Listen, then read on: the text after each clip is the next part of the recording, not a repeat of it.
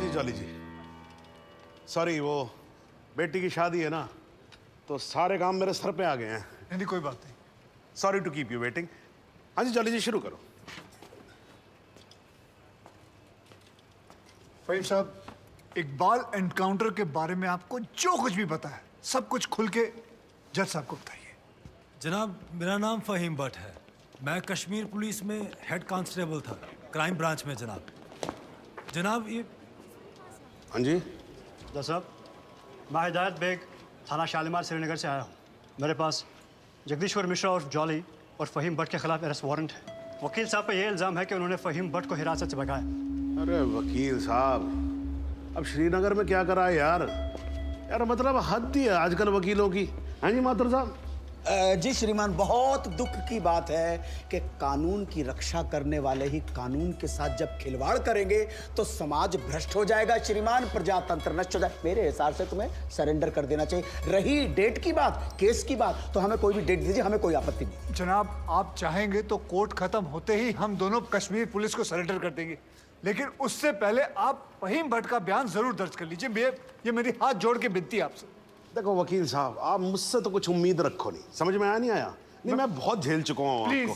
नहीं, ये निरूपा राय की एक्टिंग मेरे सामने करने की जरूरत नहीं है। मासूम सा चेहरा मत बनाओ। इंस्पेक्टर साहब, आप गिरफ्तार करो इनको। जनाब सिर्फ 5 मिनट लगेंगे, बयान ले लीजिए, मुझे फिर बाद में चलो मेरी बात सुनो। अरे लेके जाओ भाई।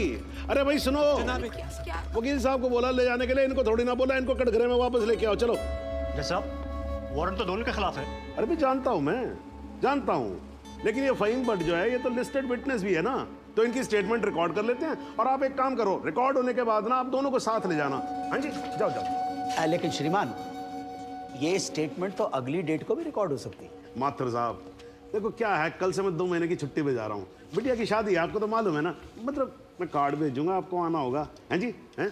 तो मैं क्या सोच रहा था कि सारे पेंडिंग केसेस खत्म करके जाऊंगा, इसीलिए 6 बजे के बाद भी देखो कोर्ट चालू है मेरी। लेकिन श्रीमान, एक आदमी जो पुलिस कस्टडी से भागा हुआ है उसकी स्टेटमेंट कैसे रिकॉर्ड हो सकती है? इस विटनेस की कोई क्रेडिबिलिटी नहीं। नहीं क्या है माथुर साहब, 2 मिनट की बात जी।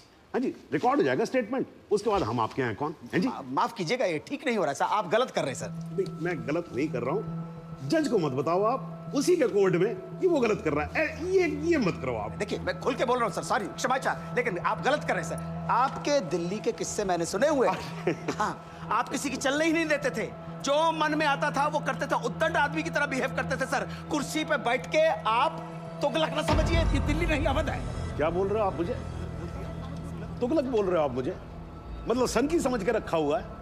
माथुर साहब, अगर हार्ट का मरीज नहीं होता ना मैं, तो आपको बताता इस कुर्सी पे बैठ के कि असली तुगलक होता क्या है। एक मिनट सर। नहीं, आप एक बार बैठ कर देखो इस कुर्सी के ऊपर, ना बाईपास सर्जरी हो जाए, मेरा नाम बदल देना आप। हाँ जी, ये सब मत करो, आप बैठो, कार्रवाई शुरू करते हैं। हाँ जी। नहीं सर, ये नहीं होने दूंगा मैं। क्या होने नहीं दोगे? मतलब क्या है सर? ये आपत्तिजनक बात है सर। ये इसमें कोई आपत्ति नहीं है, आप जो हो रहा है होने दो। मैं बैठा हूं, मैं कर रहा हूं ना सब, मुझे गलत मत साबित करो। सर अगर आपने जबरदस्ती की तो मैं यहीं पर अदालत में धरने पे बैठा हूं। क्या धरने पे बैठ गया? अरे क्या लीजिए। अरे क्या कमाल कर रहे हो आप सच में बैठ के क्या बच्चों वाली बात कर रहे हो? खड़े हो जाओ। बिल्कुल यहीं बैठा रहूंगा। अरे मत बैठो भाई, वहां पर पोछा भी ढंग से नहीं लगाते हैं लोग कोर्ट के अंदर। प्लीज खड़े हो जाओ माथुर साहब, प्लीज खड़े हो जाओ। मैं धरने पे बैठा हूं, धरने पे बैठा रहूंगा। यहाँ मीडिया देख रहा है, आपको कोई फर्क नहीं पड़ता है क्या? अरे तो सर मीडिया भी तो देखे ना कि बाहर के जज आकर कैसे अपने ईगो को सेटिस्फाई करने के लिए कोर्ट को अपना घर समझ लेते हैं। मैं यहीं पे बैठा हूं और बैठा रहूंगा। इनको जो लिखना है लिखो। मतलब आप नहीं उठोगे ना तो बैठे रहो, और आप ही क्या बैठोगे भाई, मैं भी बैठूंगा आपके साथ साथ वहां पर। भाई पता लगे सबको कि वकील ससुरे क्या क्या करते हैं कोर्ट में। तू वहीं पर। हाँ जी मैडम जी, जरा हटो, आप पकड़ो कुर्सी को, पकड़ो। हाँ जी, थैंक यू जॉली। हाँ जी माथुर साहब, अब तो आप बैठो और बैठेंगे हम, और आज देख लें इसमें कितना है दम। ठीक है ना?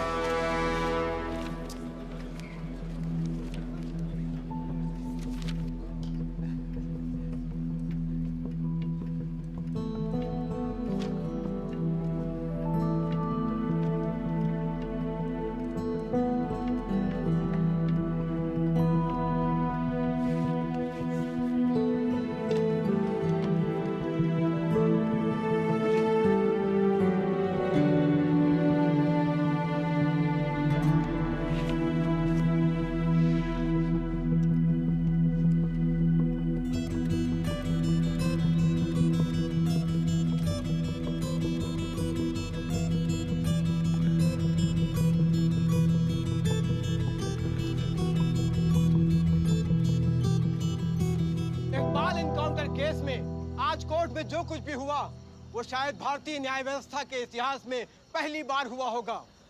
एक विटनेस की हाजिरी कराए जाने को लेकर डिफेंस लॉयर प्रमोद माथुर और जज सुंदर लाल त्रिपाठी के बीच तीखी नोकझोंक हुई और वो दोनों एक दूसरे के खिलाफ कोर्ट रूम में ही धरने पर बैठ गए। और अब देखना यह है कि ये दोनों इस तरह कब तक धरने पर बैठे रहते हैं। सर, माथुर साहब का जवाब नहीं है सर। पिछले 5 घंटे से धरना देकर बैठे हुए हैं। अब कमाल की बात यह है सर, फहीम भट्ट का बयान तक रिकॉर्ड होने नहीं दिया। अब तो जज साहब को आगे की डेट देनी ही पड़ेगी, फिर तो जॉली वकील भी नहीं रहेगा।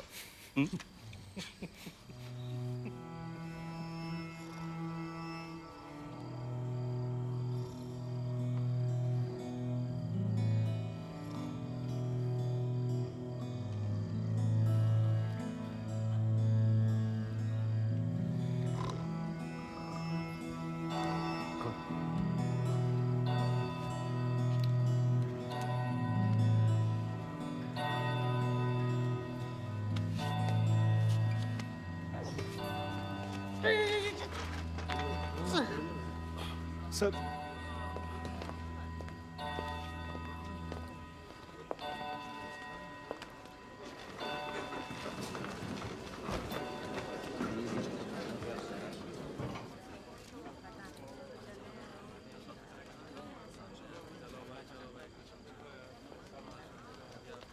चलो वकील साहब, कश्मीर चलें।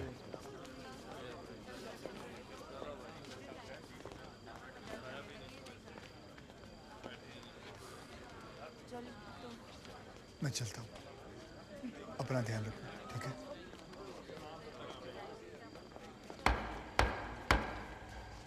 The court resumes. आप सब लोग बैठ जाइए और भाई जरा कोर्ट में शांति बना के रखिएगा। श्रीमान, इट इज मिडनाइट 12। आप हमें अगली कोई भी डेट। तो माथुर साहब, आपकी पिछली डेट क्या थी? 13 अगस्त, हैं जी? अब हो गई 14 अगस्त। तो आपकी अगली डेट है 14 अगस्त 12:05 AM। श्रीमान, आधी रात बीत चुकी है, प्रोसीडिंग में तो सवेरा हो जाएगा। आजकल तो सुप्रीम कोर्ट भी भाई 3-3, 4-4 बजे तक काम करता है। थोड़ा हम भी सीख लेंगे तो क्या फर्क पड़ जाएगा, हैं जी? Please sir. नहीं नहीं, देखिए माथुर साहब, आपको धरना देना था, आपने धरना दिया, मैंने कुछ नहीं बोला, है जी? अब आपको वॉकआउट करना है तो आप वॉकआउट कर सकते हो, लेकिन आज ही की रात फहीम भट्ट की स्टेटमेंट यहां रिकॉर्ड होगी, है जी? जॉली जी, स्टेटमेंट रिकॉर्ड करवाइए। जी, फहीम।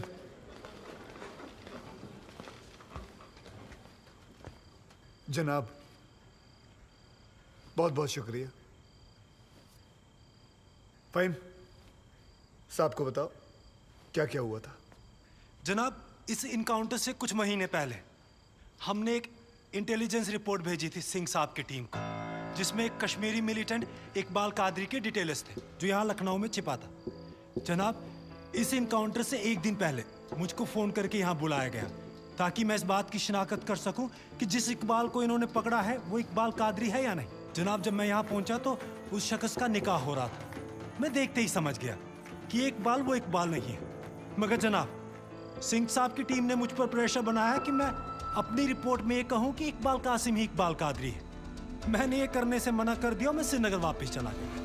फिर जनाब, जब मैंने इनकाउंटर की न्यूज़ पढ़ी तो मेरे को जनाब बड़ा अफसोस हुआ। मैंने श्रीनगर में अपने अफसरों को बताया तो बोले बात को रफा दफा करो। मैंने बहुत समझाया उनको, वो नहीं माने। जब वो नहीं माने तो मैंने दिल्ली में सेंट्रल एजेंसी को इस इनकाउंटर की कंप्लेन कर दी।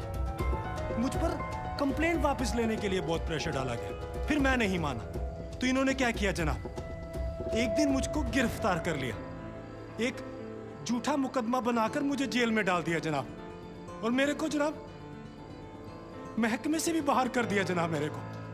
शुक्रिया जनाब। माथुर साहब, आप कुछ कहोगे या नाराज हो अभी तक? अरे नहीं नहीं श्रीमान, आपकी नाराजगी मोल लेकर अपनी दुकान थोड़े बंद करवानी है। मगर मैं तो ये पूछना चाहता हूँ, आप तो गुस्सा नहीं है? नहीं नहीं, मैं नाराज और आज कुछ नहीं हूं, लेकिन यार अगली बार से तुगलक मत बोलना मेरे को, हाँ जी माथुर साहब, मतलब इस कोर्ट में बैठे बैठे मेरे बाल सफेद हो गए। I think I deserve some respect. क्षमा प्रार्थी हूँ श्रीमान। ठीक है, आप शुरू करो। फाइन बट आप माननीय न्यायाधीश महोदय को बताएंगे कि ये केस क्या है, इस अदालत में हम किस सच्चाई की खोज कर रहे हैं। ये कि कांस्टेबल भदौरिया और इकबाल की मौत कैसे हुई। तो आपने अभी जो राबी चिनाब झेलम जैसी लंबी कहानी सुनाई है, उससे कहीं ये साबित होता है कि इन दोनों की मौत कैसे हुई?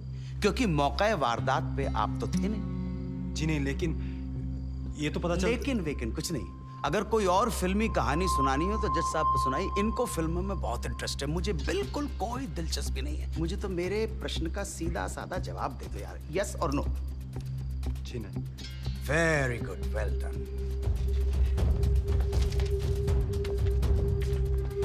फाइन बट ये अगस्त 2010 में कश्मीर पुलिस ने कुपवाड़ा इंसिडेंट में तुमको 6 महीने के लिए सस्पेंड कर दिया, क्यों?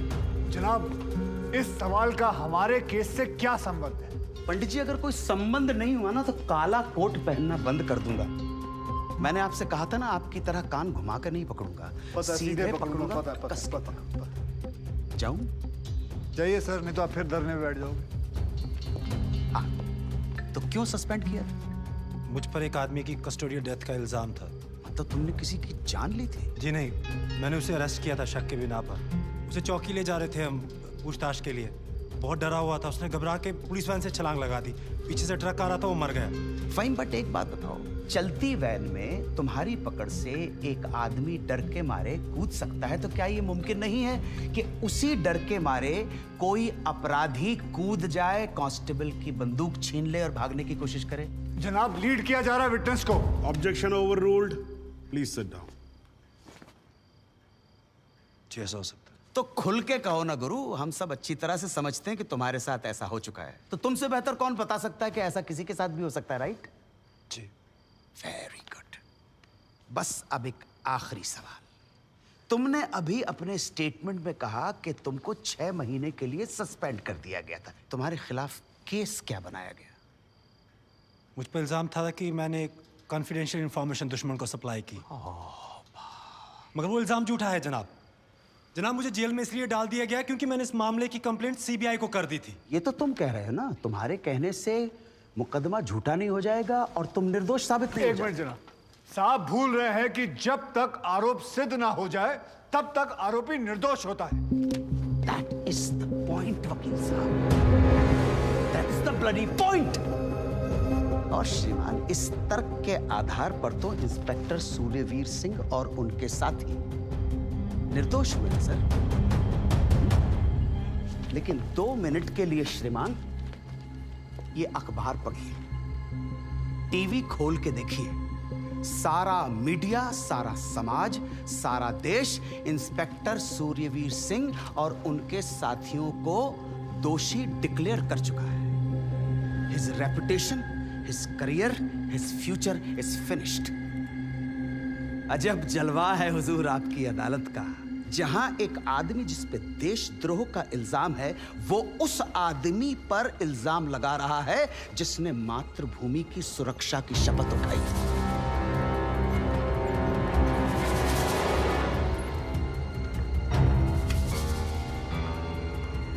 श्रीमान, आज से कई साल पहले इलाहाबाद हाई कोर्ट के बाहर एक बॉम्ब ब्लास्ट हुआ था जिसमें 9 बेकसूर लोगों की जानें गई थी। मृतकों में हमारे बड़े भाई, हमारी भाभी और 7 साल का भतीजा भी शामिल था। इसी आतंकी हमले में हमारे बाबूजी पूजनीय श्री जुगल किशोर माथुर भी घायल हो गए, मगर फिर भी वो आज यहां आए हैं। आधी रात को श्रीमान ये देखने आए हैं कि आप किसके साथ खड़े हो। और श्रीमान, मैं ये पूछना चाहता हूं कि क्या ये न्यायालय इतना कमजोर है कि फैसला भी नहीं कर पा रहा है कि देश को सूर्यवीर जैसे अफसरों की जरूरत है या इकबाल कादरी जैसे हत्यारों की? और श्रीमान, अंत में सिर्फ इतना निवेदन करना चाहता हूं कि हम कितना ही अनजान बने रहें, कबूतर की तरह आंखें बंद करके बैठे रहें, लेकिन हकीकत यह है श्रीमान that we are in a state of war. और किसी विद्वान ने बड़ा सही कहा है, everything is fair in love and war. बाकी श्रीमान, न्याय आपके हाथ में। प्रमोद माथुर को प्रणाम स्वीकार करें।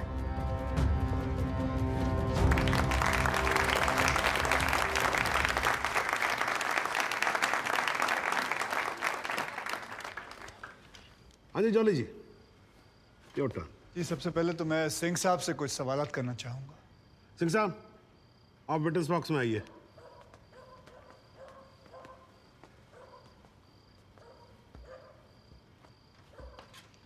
सिंह साहब, आप जरा कोर्ट को बताएंगे कि अगला क्रिकेट वर्ल्ड कप कौन जीतेगा? भाई ये किस तरह का सवाल हुआ भाई वकील साहब?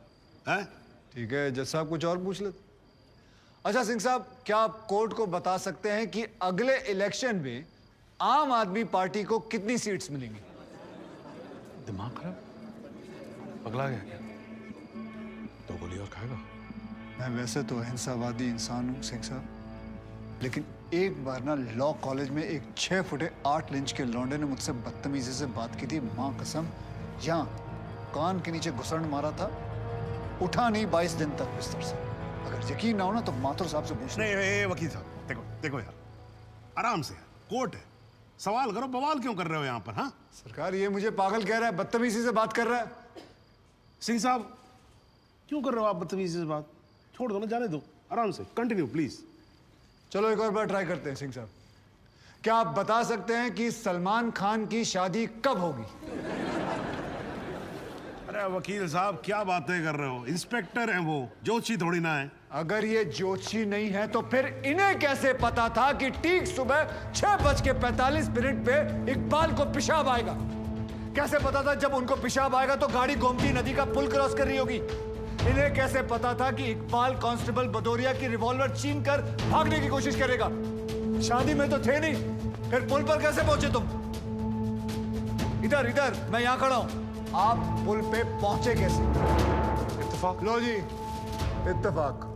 ऊपर वाले के आशीर्वाद से सही समय पे सही जगह पहुंच गए। बाय गॉड, बड़े इत्तेफाक हैं आपकी स्टोरी में सिंह साहब। जनाब, मेरे पास ये इनके 25 एनकाउंटर का कच्चा चिट्ठा है। ऐसे इत्तेफाक कई बार हो चुके हैं इनकी जिंदगी में। अपराधी गोली चलाने ही वाला होता है कि पहुंच जाते हैं शक्तिमान बनकर, और सिर्फ लखनऊ में नहीं बल्कि दूसरे शहरों में भी। जनाब, इनके 25 एनकाउंटर में से 19 के खिलाफ मारे गए लोगों के परिवार वालों ने शिकायतें दर्ज की हुई हैं, लेकिन आज तक एक भी मामले में निष्पक्ष जांच नहीं की गई। एंटी करप्शन ब्यूरो की एक रिपोर्ट के मुताबिक इनकी 28 करोड़ की संपत्ति होने का शक है, लेकिन वो भी जांच भी नहीं पूरी कर पाए, पहले ही बंद कर दिया उन्होंने। और ऐसे आदमी को बचाने के लिए हमारे माथुर साहब यहां अपने बूढ़े बाप को व्हीलचेयर पर बिठाकर कोर्ट में लाते हैं। मुझे तो इन पर और इन जैसों पर तरस आता है। नमस्कार, बहुत बहुत धन्यवाद। आपकी वकालत को मेरा प्रणाम जी। श्रीमान, एक ईमानदार और बहादुर आदमी का कैरेक्टर असैसिनेशन हो रहा है और आप बैठे देख रहे हैं। बहादुर, ठेंगा बहादुर है ये। हथकड़ी में बंधे निहत्थे आदमी को पीठ पर गोली मारने वाला ये बहादुर। 35,000 तनख्वाह पाने वाला 28 करोड़ का मालिक ईमानदार। दीमक है जनाब, ये दीमक खोखला कर देगा सारे सिस्टम को और पता भी नहीं चलेगा। कुछ तो लिहाज करो मेरे माथुर साहब, कुछ तो लिहाज करो देश का।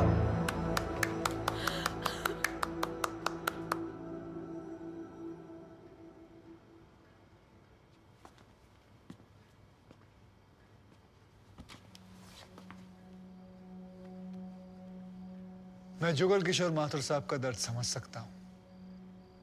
मेरी वजह से तो एक औरत ने अपनी जान ली थी और मैं महीनों चैन से नहीं सो पाया था। लेकिन माथुर साहब ने तो अपनी बेटी, बहू और पोते को खोया। उनका दर्द उनके अलावा इस कोर्ट में सिर्फ एक ही आदमी समझ सकता है, ज़हूर सिद्दीकी साहब। इन्होंने भी अपनी बेटी, दामाद और होने वाले नाती को खोया है। दर्द में ये दोनों एक जैसे हैं जनाब। अब इन्हें जुगल किशोर सिद्दीकी कहूं या फिर इन्हें सहूर किशोर माथुर, कोई फर्क नहीं पड़ता। जनाब, गोमती नदी के पुल पर उस दिन 2 जानें गई थी।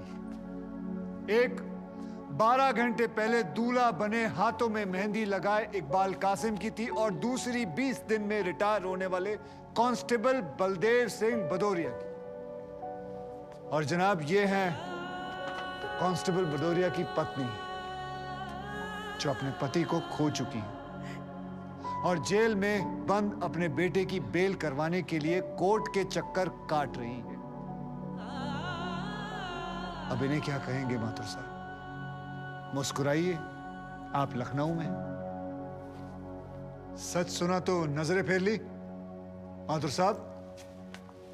ओ माथुर साहब, इत्तेफाक सिर्फ तुम्हारे साथ नहीं होते सिंह, ऊपर वाले की बड़ी कृपा है मुझ पर। इस दफा एक इत्तेफाक मेरे साथ भी हुआ है। बाय गॉड, मजा आएगा। पंडित जी को लाइए, लाइए जल्दी।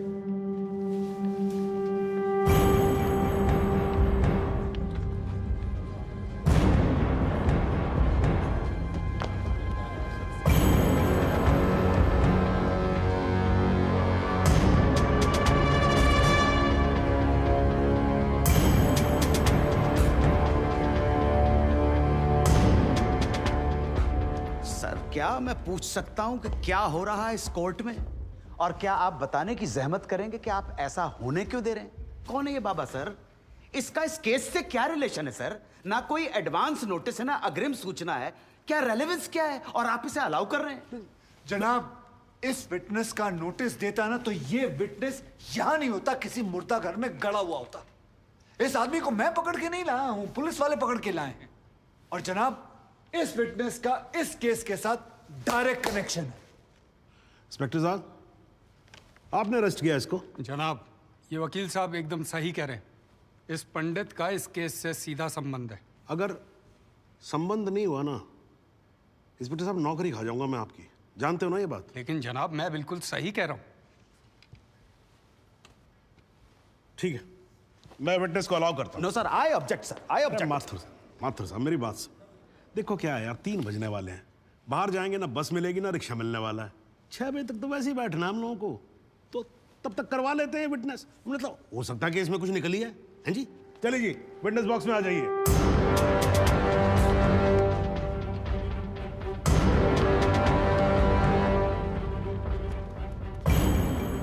नमस्कार पंडित जी, क्या हाल है आपका? घरेलू कपड़े वपड़े टीका शीका लगा के पूरी तैयारी में आए हैं। फहीम भट्ट साहब, खड़े होइए। कोर्ट को बताइए कि इन पंडित जी का नाम क्या है? मोहम्मद इकबाल कादरी। हैं जी? मोहम्मद इकबाल कादरी। मोहम्मद इकबाल कादरी। इसको कहां से अरेस्ट कर लिया जी आपने? जनाब, मथुरा से 1 साल से वहां छुपा हुआ था साधु का भेष बनाकर। ये तो कमाल हो गया। जज साहब, इंस्पेक्टर महोदय झूठ बोल रहे हैं। हमारा नाम इकबाल कादरी नहीं है, हमारा नाम तो रामकृष्ण सारस्वत है। हम तो निरीह ब्राह्मण हैं, ब्रह्मचारी हैं। हाँ, जम्मू के रहने वाले हैं, उस वजह से भाषा में थोड़ी कश्मीरी झलक है, लेकिन हम वो नहीं है जो बताया जा रहा है। ये देखिए हमारा आधार कार्ड और voter ID card. Om Prakash ji, जरा लेके आओ उसे। लाओ जरा, फटाफट लेके आओ। जनाब, ये पंडित सरासर झूठ बोल रहा है। इसने पुलिस को खुद स्टेटमेंट दिया है, जिसमें इसने खुद कहा कि ये इकबाल कादरी है। कंधे के ऊपर उत्तर प्रदेश पुलिस के 2 स्टार लगा रखे हैं। इतना मालूम नहीं है कि पुलिस को दी गई स्टेटमेंट कोर्ट में एडमिसेबल नहीं है। जनाब, ये इंसान एक ट्रेन्ड मिलिटेंट है। नकली आधार कार्ड बनाना कोई मुश्किल काम नहीं है, आप अच्छी तरह जानते हैं। और फहीम भट्ट भी इसको आइडेंटिफाई कर चुके हैं।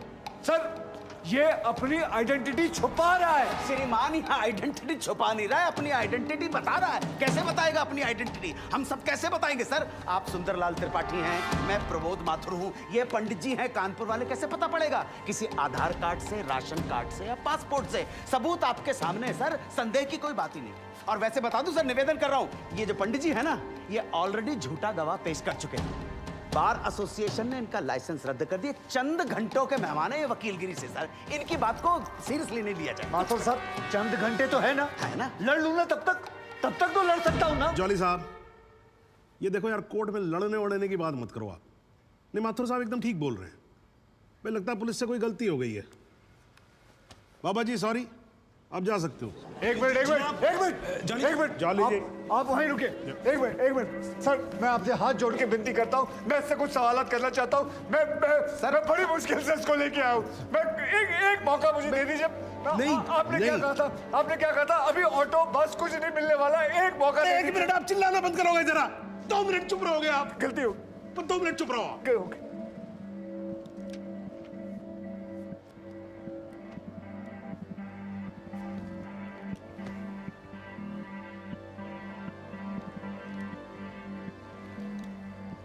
ठीक है, मैं विटनेस को अलाउ करता हूं। अरे सर अब क्या सर, माथुर साहब, I think court has the right to decide. Okay जी, and court has decided. Please.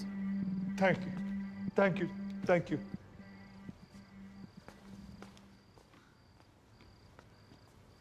तो आप निरी ब्राह्मण ब्रह्मचारी, तो फिर धर्म का बड़ा ज्ञान होगा आपको। अवश्य है। मैं भी कान्यकुब्ज ब्राह्मण हूं, वो भी जनेऊधारी। तो चलिए 2 ब्राह्मणों के बीच में शास्त्रार्थ हो जाए। पूछिए क्या पूछना है। चलिए गायत्री मंत्र सुनाइए। ओम भूर्भुवस्वः तत्सवितुर्वरेण्यं भर्गो देवस्य धीमहि धियो यो नः प्रचोदयात्। बहुत बढ़िया, पूरा नाम बताएं। रामकृष्ण प्रेम कृष्ण सारस्वत। धर्म हिंदू धर्म में कितने वेद हैं? 4। नाम बताएं। ऋग्वेद, सामवेद, यजुर्वेद, अथर्ववेद। 4 युगों के नाम बताएं। सतयुग, द्वापर, त्रेता, कलयुग। वर्ण कितने हैं? 4। ब्राह्मण, क्षत्रिय, वैश्य, शूद्र। आपका वर्ण क्या है? ब्राह्मण। कौन से ब्राह्मण? गौर ब्राह्मण। कौन से गौर? सांदे गौर। गोत्र? शांडिल्य। प्रवार? वशिष्ठ। वेद? यजुर्वेद। उपवेद? बेतरियाणी। मुख? श्रीमुख। कुल देवता? सप्तसुरी। चरण? वाम। विश्वा? या अल्लाह, इससे आगे भी होता है। क्या कहा आपने? बिस्वा नहीं पता, नहीं पता। बिस्वा नहीं पता। विश्वा से पहले क्या कहा? विश्वा से पहले क्या कहा इकबाल कादरी? लानत है तेरे पे इकबाल कादरी, लानत है। अब तो अल्लाह का नाम भी आ गया जुबान पे। अब तो सच बोल। देख तू कुछ भी कर ले, तू बचेगा नहीं। कब तक जिएगा झूठ की जिंदगी? अस्तगफिरुल्लाह। वाइनते वन पोस क़यामत के 2 कुछ बुद्धि खुदाइश मी आईनी वजह सितने किया खुदाई उच्छन कुछ गुनाहगार सोई कर फैसलन पोस क्या चोपोस केचू ना परवायती करना मिला इंसाफ खुदाई करे इंसाफ पन्नीस दरबार बस इंशाल्लाह। इकबाल कादरी, अगर मैं चाहता था तुम्हारा मेडिकल टेस्ट करवा के ये पता कर सकता तुम कितने बड़े पंडित हो, मगर मुझे तुम्हारी जुबान से सुनना था। कोर्ट को बताओ तुम्हारा असली नाम क्या है, बताओ।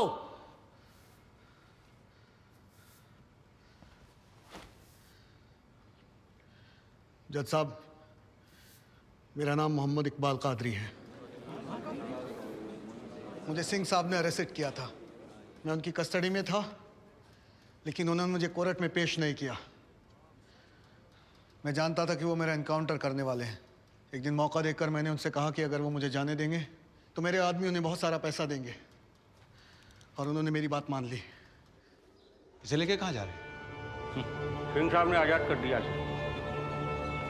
जा रहा आजा। सिंह साहब को कितने पैसे दिए? 50 लाख, 25 लाख एडवांस और 25 एनकाउंटर के बाद। आई ऑब्जेक्ट श्रीमान।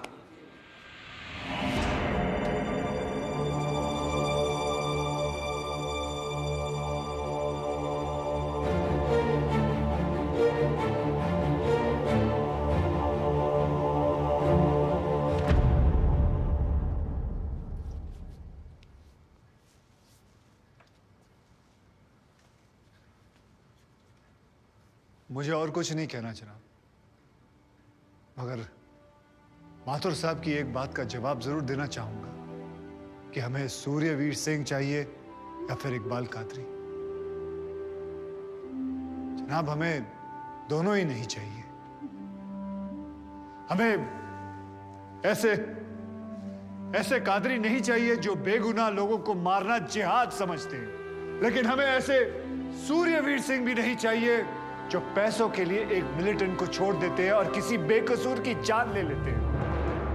मैं हिम्मती बहादुर पुलिस वालों को सलाम ठोकता हूं, झुककर सजदा करता हूं, लेकिन जिसके हाथ किसी बेकसूर के खून से रंगे हों उसे मैं वही कहूंगा जो वो है, कातिल।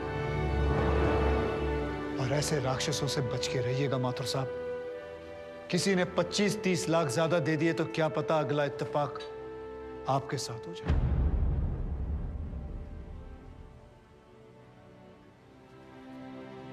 अंत में सिर्फ इतना ही कहना चाहूंगा कि इस दुनिया के सबसे बड़े जाहिल ने कहा था कि इश्क और जंग में सब कुछ जायज है, क्योंकि अगर ऐसा है तो फिर बॉर्डर पर सिपाहियों के सर काटने वाले भी जायज है और जवान लड़कियों पर एसिड फेंकने वाले आशिक भी, क्योंकि अगर ऐसा है तो फिर इकबाल कादरी भी जायज है और सूर्यवीर सिंह भी। अब आप ही तय करें जनाब कि ये दोनों जायज है या फिर दोनों नाजायज।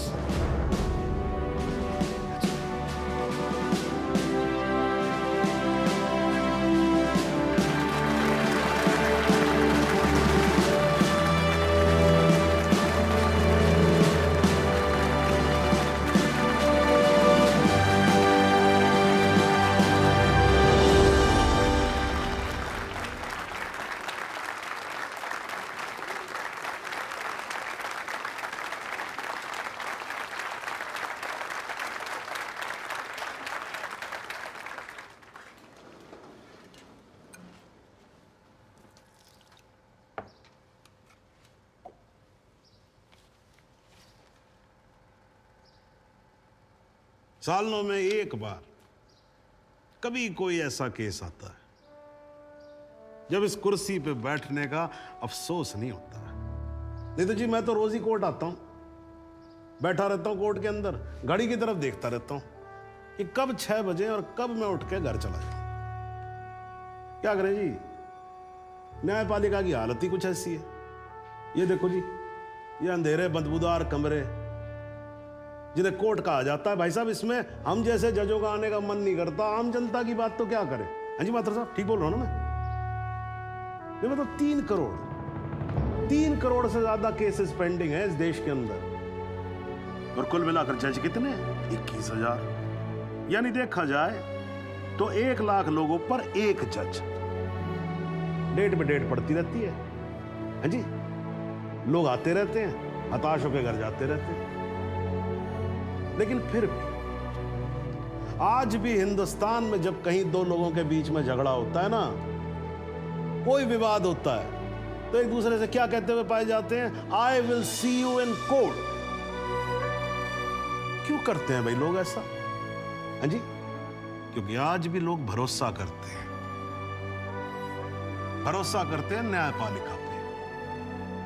उनको भरोसा होता है कि अगर सरकार उनकी बात नहीं सुनेगी, प्रशासन उनकी बात नहीं सुनेगा, पुलिस उनकी बात नहीं सुनेगी, तो कोर्ट सुनेगी उनकी बात, सुनेगी और न्याय देगी।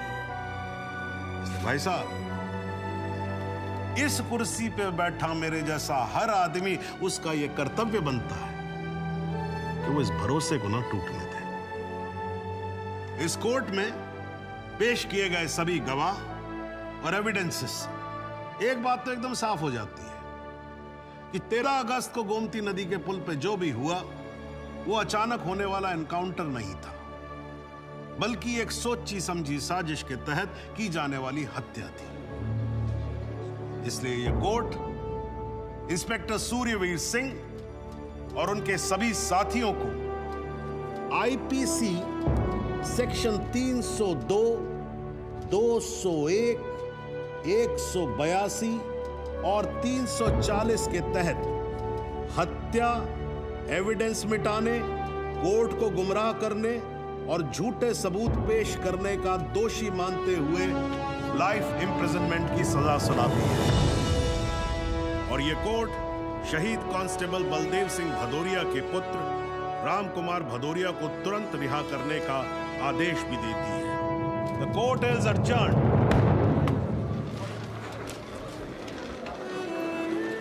बहुत बहुत मुबारक। Thank you, thank you sir. आजा।